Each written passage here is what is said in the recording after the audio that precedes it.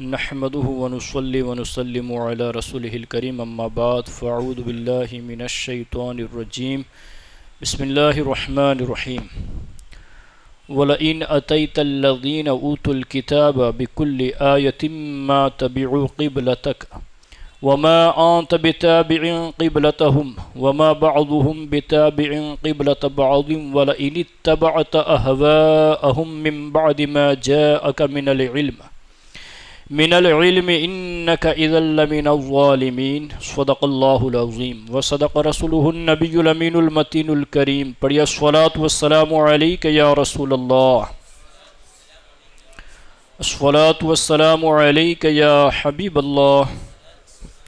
صلی اللہ تعالی علیہ وسلم۔ شیخ الاسلام ٹرسٹ کی جانب سے ہفتاری سنی اجتماع جس میں ہم اور آپ شریک ہیں، رب تبارک و تعالی ہم سب کی حاضری کو قبول و منظور فرمائے۔ تفسیر اشرفی کے درس کا سلسلہ چل رہا ہے۔ سورہ بقرہ پارہ نمبر 2 کی 145 آیت مبارکہ کی تلاوت کا میں نے شرف حاصل کیا۔ ترجمہ سماعت کریں۔ اور اگر لاتے تم ان کے پاس جن کو کتاب دے چکا ہی ہے ساری نشانی، نہ پیرو کرتے تمہارے قبلہ کی اور نہ تم ہی ان کے قبلہ کے پیرو ہو، اور نہ خود ان میں ایک دوسرے کے قبلہ کے پیرو ہیں۔ اور اگر کوئی تمہارا ہو کر پیروی کرے ان کی خواہشوں کی بعد اس کے کہ آیا تمہارے پاس علم، تو بے شک وہ تمہارا اس صورت میں حد سے بڑھ جانے والوں سے ہیں۔ پچھلے اجتماع میں تحویل قبلہ کے حوالے سے، تبدیل قبلہ کے حوالے سے گفتگو کی گئی تھی۔ اللہ تبارک و تعالیٰ نے اپنے محبوب کی خواہش کے مطابق، چاہت کے مطابق خانہ کعبہ کو قبلہ بنا دیا۔ خانہ کعبہ کو رب نے قبلہ بنایا، اس بات سے یہودیوں اور عیسائیوں کو بڑی تکلیف اور بڑا رنج ہوا، اور اللہ کے رسول صلی اللہ علیہ وآلہ وسلم سے بغض و حسد اور کینہ رکھنے لگے۔ فرماتے ہیں اور اگر لاتے تم ان بغض و عناد رکھنے والے یہودیوں کے پاس جن کو اللہ تعالی کتاب دے چکا ہی ہے، پہلے ہی دے چکا ہے، اور انہیں پوری حقیقت سے آگاہ فرما چکا ہے، یعنی اے محبوب آپ کتنی بھی نشانیاں لے آئیں اور کتنے بھی قبلہ کے حق ہونے پر دلائل دے دیں، مگر یہ یہودی اور عیسائی کسی صورت میں قبول کرنے والے نہیں، کیونکہ قبول وہ کرتا ہے جسے کسی چیز کے متعلق شبہ ہو اور دلائل کے ذریعے سے اس شبہ کو، شک کو دور کر دیا جائے۔ اللہ فرماتا ہے انہیں کسی طرح کا کوئی شبہ نہیں ہے آپ کے حق ہونے پر، اور تحویل قبلہ کو بھی یہ جانتے ہیں کہ یہ بھی حق ہے، مگر ان کا انکار صرف اور صرف بغض اور حسد اور کینہ کی وجہ سے ہے۔ تو فرماتے ہیں اور انہیں پوری حقیقت سے آگاہ فرما چکا ہے، اس کے باوجود تم سے رو بکعبہ ہونے کی حقیقت سمجھنے کی بات کرتے ہیں اور سمجھنے کا ارادہ نہیں رکھتے۔ ایک دو نہیں، ساری کی ساری نشانی، خواہ وہ از قسم معجزہ ہو، یعنی معجزہ کی قسم سے ہو، یا حجت اور برہان قاطع، یعنی آپ دلائل دے دیں ان کے سامنے، دلائلوں کے انبار لگا دیں، یا معجزہ دکھائیں، اس کے باوجود وہ نہ پیروی کرتے تمہاری قبلہ کی، اس لیے کہ وہ جو تمہاری پیروی نہیں کر رہے ہیں اس کی وجہ یہ نہیں کہ وہ کسی شبہ میں ہیں، یعنی انہیں کسی طرح کا شک نہیں ہے آپ کے حق ہونے پر اور تبدیل قبلہ پر، یہ پہلے ہی سے جانتے ہیں کہ جو آخری نبی ہوگا وہ دو قبلوں کا امام ہوگا، وہ دو قبلوں کا امام ہوگا، یہ پہلے ہی سے جانتے ہیں۔ مگر یہ جو انکار کر رہے ہیں تو فرماتے ہیں اس کی وجہ یہ نہیں کہ وہ کسی شبہ میں ہیں جس کو حجت اور دلیل سے زائل کر دیا جائے، بلکہ وہ جو کچھ کر رہے ہیں از راہ عناد و سرکشی کے طور پر، دشمنی کے طور پر کر رہے ہیں، یعنی یہ سب کچھ سرکشی اور دشمنی کے طور پر ہو رہا ہے۔ حالانکہ انہیں اپنی کتابوں سے یہ علم حاصل ہو چکا ہے کہ آپ حق پر ہیں، اپنے کو ناحق سمجھنے کے باوجود ان کو یہ لالچ ہے کہ آپ ان کے قبلے کو اپنا قبلہ بنا لیں، یعنی اب بھی انہیں یہ لالچ ہے اور یہ امید لگی ہوئی ہے کہ آپ دوبارہ بیت المقدس کو اپنا قبلہ بنا لیں، حالانکہ رب نے خانہ کعبہ کو صبح قیامت تک کے لیے قبلہ قرار دیا ہے۔ یہ امید بالکل ختم ہو چکی ہے، یہ امید کرنا ہی لغو اور بیکار ہے، اس کے باوجود بھی یہ طمع اور لالچ کر رہے ہیں اور یہ خواہش رکھتے ہیں کہ آپ بیت المقدس کو قبلہ بنا لیں۔ فرماتے ہیں کہ یہاں تک کہ ان کے بعض نبی کریم صلی اللہ علیہ وآلہ وسلم سے کہہ پڑے، یعنی ان میں سے بعض جو خانہ کعبہ کو قبلہ نہیں مانتے تھے، یہودی عیسائیوں میں سے بعض لوگوں نے ہمارے نبی اکرم صلی اللہ علیہ وآلہ وسلم سے کہا، کیا کہا؟ کہ اگر آپ ہمارے قبلہ پر ثابت ہو جائے تو ہم آپ کو وہ نبی تسلیم کر لیں گے جس کے ہم منتظر ہیں، یعنی اگر آپ بیت المقدس کو قبلہ مان لیتے ہیں تو ہم آپ کو نبی تسلیم کر لیں گے، ہم آپ کو نبی مان لیں گے، کیا بھی آخری نبی ہیں۔ یہ ہے ان کا بغض و عناد۔ مگر ان کے اس طمع کی جڑ اللہ تبارک و تعالیٰ نے اس فرمان سے کاٹ دی کہ نہ تو وہ تمہارے قبلہ کے پیروں ہیں اور نہ تم ان کے پیروں ہیں، یعنی نہ تو وہ تمہاری قبلہ کی پیروی کریں گے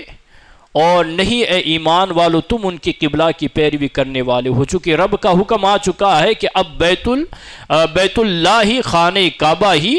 قیامت تک کے لیے قبلہ ہے، اور یہ خانہ کعبہ کی طرف رخ کرنے والے نہیں، بیت اللہ کو قبلہ ماننے والے نہیں، بغض و عناد اور حسد اور کینہ کی وجہ سے، تو نہ تو یہ تمہاری پیروی کریں گے اور نہ اے محبوب تمہیں ان کی پیروی کرنی ہے۔ گو یہودیوں کا قبلہ اور تھا اور نصارہ کا اور۔ نصارہ عیسائیوں کو کہتے ہیں، یہودی بنی اسرائیل جن کو کہا جاتا ہے، یہ دونوں بھی آپس میں ایک دوسرے کے دشمن تھے اور ایک دوسرے کو کافر گردانتے تھے۔ یہودی حضرت عیسیٰ علیہ السلام کو معاذ اللہ نہیں مانتے اور عیسائی حضرت موسیٰ علیہ السلام کے حوالے سے غلط عقیدہ اور نظریہ رکھتے ہیں، مگر اس کے باوجود ان چیزوں میں متفق تھے۔ کس بات پر؟ کہ وہ خانہ کعبہ کو قبلہ نہیں مانتے تھے، حالانکہ یہ دونوں آپس ہی میں مختلف تھے۔ بیت المقدس کو یہ قبلہ مانتے تو ہیں، مگر یہودی کسی اور طرف رخ کر کے نماز پڑھتے ہیں اور عیسائی کسی اور کی طرف رخ کر کے نماز پڑھتے ہیں۔ یہودی صخرہ جو بیت المقدس میں ہے، صخرہ کی جانب رخ کر کے نماز پڑھتے ہیں، اور عیسائی اسی مشرقی مکان کی جانب رخ کر کے نماز پڑھتے ہیں۔ تو یہ تو خود ہی آپس میں متفق نہیں ہیں۔ تو فرماتے ہیں کہ یہودیوں کا قبلہ اور تھا اور نصارہ کا اور، لیکن باطل ہونے میں دونوں متحد ہیں۔ گویا دونوں ایک ہیں۔ اس میں ایک بات عرض کر دوں، یاد آ گئی، جیسے بعض دفعہ کبھی کبھی دیکھا جاتا ہے کہ اہل حدیث اور دیوبندی ایک ہو جاتے ہیں، حالانکہ دونوں میں اختلاف ہے نا، دونوں کے اندر اختلاف ہے۔ یہی معاملہ یہودی اور عیسائیوں کا ہے کہ دونوں ایک دوسرے کو باطل بھی کہتے ہیں، یہ بھی انہی کا معاملہ ایسا ہی ہے کہ دونوں ایک دوسرے کو باطل بھی کہتے ہیں، مگر ان کے درمیان تعلقات بھی اور نماز وغیرہ کے معاملات بھی ساری چیزیں ہوتی ہیں۔ تو کہتے ہیں کہ گویا دونوں ایک ہیں، اب جو کسی باطل قبلہ کا پیرو نہیں تو وہ دونوں میں سے کسی کے قبلہ کا پیرو نہیں ہو سکتا۔ یعنی خود عیسائی یہودیوں کے قبلہ کی پیروی نہیں کر رہے ہیں، کیونکہ عیسائی تو مشرقی مکان کی طرف رخ کر کے نماز پڑھتے ہیں اور یہودی صحرا کی جانب رخ کر کے نماز پڑھتے، تو یہ دونوں آپس میں ہی متحد نہیں ہیں، تو وہ دونوں میں سے کسی کے قبلہ کا پیرو نہیں ہو سکتا، اور نہ خود ان میں سے ایک دوسرے کے قبلہ کا پیرو ہے۔ یہود نصارہ کے قبلہ کی طرف رخ نہیں کرتے اور نصارہ یہود کے قبلہ کی پیروی نہیں کرتے۔ جب یہ اپنے عناد و مخالفت پر اتنے متسلب ہیں، یعنی دشمنی میں، بغض و عناد میں، کینہ میں اس قدر سخت ہے، اس قدر پابند ہیں کہ آپس ہی کے قبلہ کے معاملے میں ایک دوسرے کے مخالف ہیں، تو ان کی مخالفت صرف آپ صلی اللہ علیہ وآلہ وسلم ہی سے نہ رہ گئی، یعنی یہ مخالفت صرف آپ ہی سے میرے محبوب نہیں رہی، بلکہ یہ تو خود آپس میں بھی ایک دوسرے کے مخالف ہیں، یہود عیسائی کے مخالف، عیسائی یہودی کے مخالف۔ لہذا اے محبوب آپ کبیدہ خاطر نہ ہو، رنج و ملال نہ کریں آپ کہ یہ خانہ کعبہ کی طرف رک کر کے نماز نہیں پڑھتے، آپ اس بات کا غم نہ کریں، یہ تو آپس ہی میں مختلف ہے، متفق نہیں ہیں۔ پھر فرمایا لہذا اے محبوب آپ ان کی مخالفت کا خیال نہ فرمائے اور اپنے کو رنجیدہ خاطر نہ کرے۔ رب کو اپنے محبوب سے پیار بھی کتنا ہے، حضور کو اگر تھوڑا سا بھی قلق ہوتا ہے، رنج ہوتا ہے، تو اللہ اپنے محبوب کی تسکین کا سامان فرما دیتا ہے۔ لہذا محبوب آپ ان کی مخالفت کا خیال نہ فرمائے۔ میرے امام کہتے ہیں نا کہ میں تو مالک ہی کہوں گا کہ وہ مالک کے حبیب یعنی محبوب و محب میں نہیں میرا تیرا۔ لہذا محبوب آپ ان کی مخالفت کا خیال نہ فرمائے اور اپنے کو رنجیدہ خاطر نہ کریں۔ اے محبوب قبلہ کا معاملہ اتنا اہم اور نازک ہے کہ اگر بفرض محال، یعنی جو کہ ہو ہی نہیں سکتا، بفرض محال یعنی یہ ہو ہی نہیں سکتا،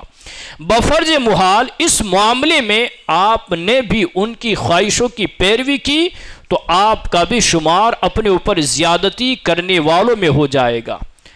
حالانکہ یہ چیز ہو ہی نہیں سکتی، چونکہ انبیاء معصوم ہوتے ہیں، صغائر سے بھی پاک ہوتے ہیں، کبیرہ تو دور کی بات ہے، صغیرہ سے بھی پاک ہوتے ہیں، یہ نبوت کی منافی ہے۔ تو مگر چونکہ آپ نبی ہیں اور نبی کی ذات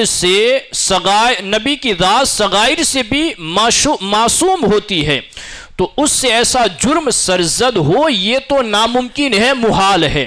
لہذا آیت کریمہ میں اگرچہ خطاب کا رخ آپ کی طرف ہے، یہ خطاب تو اگرچہ حضور علیہ السلام سے ہیں، مگر مفسرین فرماتے ہیں کہ یہ در حقیقت امت محمدیہ سے خطاب ہے، حضور کے توسط سے اللہ نے امت محمدیہ سے خطاب فرمایا، مگر مخاطب آپ کی امت ہیں جس کے آپ والی اور مالک اور نگہبان ہیں۔ اور اب اگر کوئی تمہارا ہو کر، یعنی کیا مطلب یہ ہوا کہ محبوب اگر تمہارا کوئی امتی ان کی خواہش کے مطابق، ان کی چاہت کے مطابق بیت المقدس کو قبلہ بنا لیتا ہے، بیت المقدس کی طرف رک کر کے نماز پڑھ لیتا ہے، لاؤ یار ان کے پاس گئے ہوئے ہیں تو تھوڑا ان کو راضی کرنے کے لیے ہم انہی کے قبلہ کی طرف رک کر کے نماز پڑھ لے، جیسے طاہر القادری نے کیا تھا غالباً برطانیہ کی سرزمین کے اوپر، کہ ایک بڑا پروگرام تھا، کانفرنس ہوئی تھی، اور اس نے وہاں پر یہودی اور عیسائیوں کی تعریف میں وہ باتیں کہی جو قرآن کی آیتوں کے اپوزٹ تھی، ان کو راضی کرنے کے لیے۔ تو کوئی ایسا شاطر دماغ والا یا چاپلوس خوشامدی آدمی ان کو راضی کرنے کے لیے کہ تھوڑی دیر کے لیے ان کو راضی کرنے بیت المقدس کی طرف رک کر کے نماز پڑھ لے، تو تو رب تعالیٰ فرماتا ہے اب اگر کوئی تمہارا ہو کر آپ کو اپنا نبی و رسول مان کر، آپ کا امتی ہو کر، آپ کے دین پر ایمان لا کر پیروی کرے ان یہودیوں کی خواہشوں کی اور ان کے کہنے پر کعبہ سے رخ پھیر کر بیت المقدس کو قبلہ بنا لے، بعد اس کے کہ آیا تمہارے پاس کعبہ کے قبلہ ہونے اور اسلام کے دین اللہ ہونے کا علم، یعنی یہ علم آ چکا ہے، اس کے بعد بھی وہ بیت المقدس کو قبلہ بنائے، تو فرماتے ہیں جس کو آپ نے سب تک پہنچا بھی دیا اور دلائل و براہین کے ساتھ اے محبوب آپ نے واضح بھی فرما دیا، تو بے شک وہ تمہارا امتی اس صورت میں اطاعت رسول کی حد سے نکل کر نافرمانی کی حد میں داخل ہو جانے والوں اور خدا کی مقرر کی ہوئی حد سے بڑھ جانے والوں سے ہیں، یعنی وہ ظالموں میں سے ہوگا